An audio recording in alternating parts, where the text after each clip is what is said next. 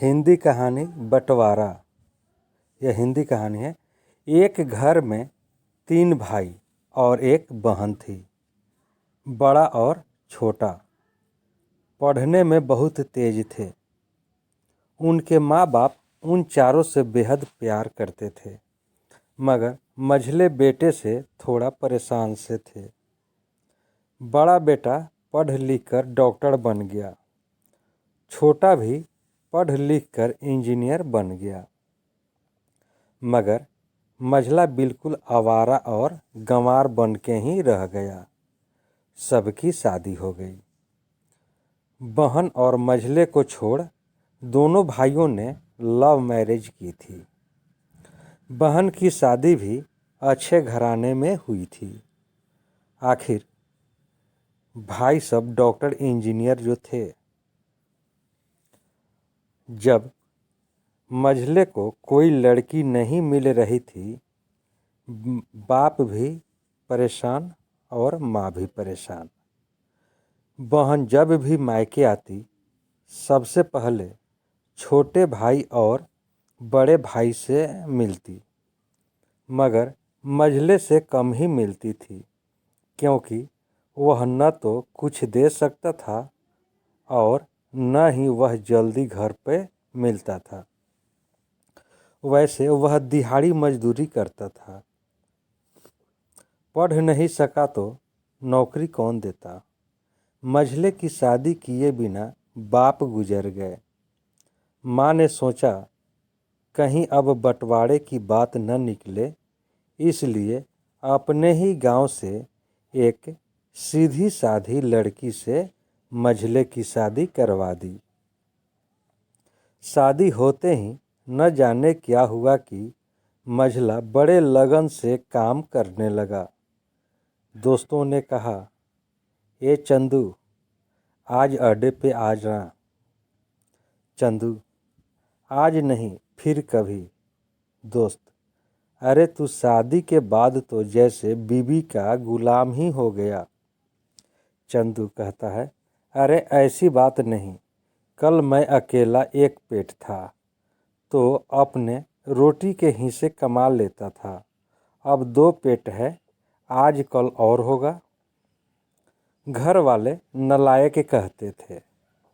कहते हैं मेरे लिए चलता है, मगर मेरी पत्नी मुझे कभी नालायक कहे तो मेरी मर्दानगी पर एक भद्दा गाली है, क्योंकि एक पत्नी के लिए उसका पति, उसका घमंड, इज्जत और उम्मीद होता है।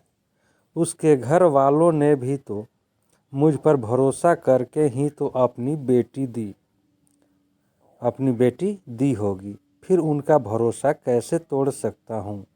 कॉलेज में नौकरी की डिग्री मिलती है और ऐसे संस्कार माँ बाप से मिलते हैं। इधर घर पे बड़ा और छोटा भाई और उनकी पत्नियां मिलकर आपस में फैसला करते हैं कि जायदाद का बंटवारा हो जाए, क्योंकि हम दोनों लाखों कमाते हैं, मगर मझला ना के बराबर कमाता है। ऐसा नहीं होगा। माँ के लाख माना करने पर भी बंटवारा की तारीख तय होती है। बहन भी आ जाती है, मगर चंदू है कि काम पे निकलने के बाहर आता है। उसके दोनों भाई उसको पकड़कर भीतर लाकर बोलते हैं कि आज तो रुक जा, बंटवारा कर ही लेते हैं। वकील कहता है ऐसा नहीं होता, साइन करना पड़ता है। चंदू कहता है तुम लोग बंटवारा करो, मेरे हिस्से में जो देना है दे देना। मैं शाम को आकर अपना बड़ा सा अंगूठा चिपका दूंगा। बड़ा सा अंगूठा चिपका दूंगा पेपर पर। बहन कहती है, अरे बेवकूफ़, तू गंवार का गंवार ही रहेगा। तेरी किस्मत अच्छी है कि तू इतनी अच्छे भाई और भैया मिले। माँ कहती है, अरे चंदू आज रुक जा। बंटवारे में कुल 10 बीघा जमीन में दोनों भाई 5-5 रख लेते हैं और चंदू को पुश्तैनी घर छोड़ देते हैं। तभी चंदू जोर से चिल्लाता है, अरे फिर हमारी छुटकी का हिस्सा कौन सा है? दोनों भाई हंसकर बोलते हैं, अरे मूर्ख, बंटवारा भाइयों में होता है और बहनों के हिस्से में सिर्फ उसका मायका ही है। चंदू कहता है, ओह, शायद पढ़ा लिखा न होना भी मूर्खता ही है। ठीक है, आप दोनों ऐसा करो, मेरे हिस्से की वसीयत मेरी बहन छुटकी के नाम कर दो। दोनों भाई चकित होकर बोलते हैं, और तू?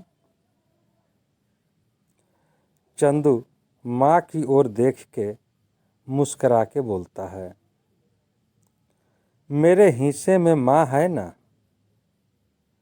फिर अपनी बीवी की ओर देखकर बोलता है मुस्करा के, क्यों चंदुनी जी, क्या मैंने गलत कहा? चंदुनी अपनी सास से लिपटकर कहती है, इससे बड़ी वसीयत क्या होगी मेरे लिए कि मुझे माँ जैसी सासू मिली और बाप जैसा ख्याल रखने वाला पति। बस यही शब्द थे जो बंटवारे को सन्नाटा में बदल दिया। बहन दौड़कर अपने गंवार भैया से गले लग कर रोते हुए कहती है कि माफ़ कर दो भैया मुझे, क्योंकि मैं समझ न सकी आपको। चंदू कहता है, इस घर में तेरा भी उतना ही अधिकार है जितना हम सभी का।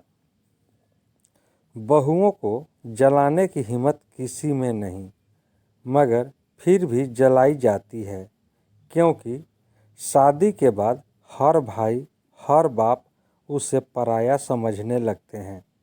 मगर मेरे लिए तुम सब बहुत अजीज हो, चाहे पास रहो या दूर। माँ का चुनाव इसलिए किया ताकि तुम सब हमेशा मुझे याद आओ, क्योंकि ये वही कोख है जहाँ हमने साथ साथ 9 महीने गुजारे। माँ के साथ तुम्हारी यादों को भी मैं रख रहा हूँ। दोनों भाई दौड़कर मंझले से गले मिलकर रोते रोते कहते हैं, आज तो तू सचमुच का बाबा लग रहा है।